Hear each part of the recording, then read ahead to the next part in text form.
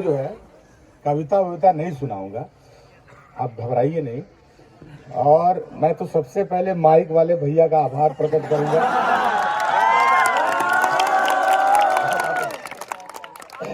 मैं इसलिए आपका आभार प्रकट करूंगा कि मैं 25 साल से अपने गांव से बाहर हूं और 26 जनवरी 15 अगस्त अपने हाई स्कूल में जो मनाता था, प्राइमरी स्कूल में, उससे मैं अलग हूं।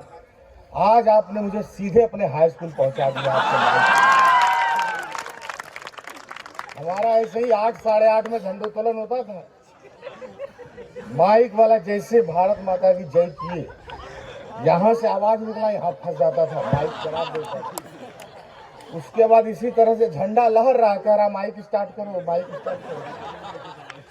2 घंटा वो काए चू करके 2.5 घंटे के बाद पता चलता था कि स्कूल में कनेक्शन भी काट के चला गया लाइट वाला, 1.5 महीना पहले।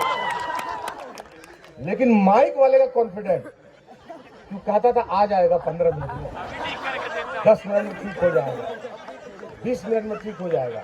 उसको 3 घंटा के बाद पता चलता कि लाइटें नहीं है, फिर भी कह रहा ठीक हो जाएगा।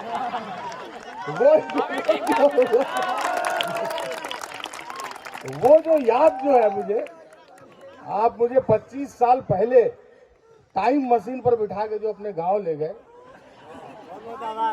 हाँ माइक मशीन पर बिठा के, और फिर 1-1.5 बजे दोपहर तक में फिर जलेबी लोबी खा के हम लोग विदा लेते थे, ये सोच के कि 15 अगस्त में माइक ठीक रहेगा।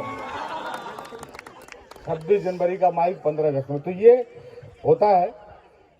ये शायद मुझे मेरा गांव याद आना था इसलिए ऐसा हुआ, वरना इंदौर शहर में और फोर्स एकेडमी के मैंने कई वीडियोस देखे हैं। और जितनी संख्या में आप लोग यहाँ मौज और मस्ती में अपने सांस्कृतिक कार्यक्रम को करते हैं, जितना स्तरीय करते हैं, अभी मैं वीडियो ही देख रहा था एक ऑडिटोरियम का प्रोग्राम, तो मैं जानता हूं कि ये मुझे ही स्कूल पहुंचाने के लिए ये सब थोड़ा देर के लिए हुआ, ये अच्छी बात है। अब आप ये बात सुनिए कि मैं आपको क्या बोला कि मैं कविता आपको नहीं सुनाऊंगा। मैं कुछ देर आपके बीच में इसलिए भी हूं, हम लोग बचपन से पढ़ते थे कि देशभक्ति पर निबंध लिखवाता था हम लोग से, है ना। तो हम लोग को ना सब बातें बस रट लेते थे हम लोग, और बहुत फर्जी वाला लगता था।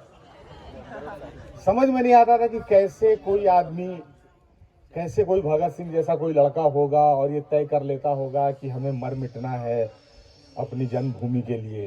क्योंकि हम लोग तो मर मिटते थे जो है कि क्रिकेट का बैट खरीदने के लिए, कहते थे बाप को नहीं दीजिएगा तो ब्लेड से काट लेंगे, और पापा कहते थे कि 8वीं पास कर लो तब खरीद देंगे, है ना।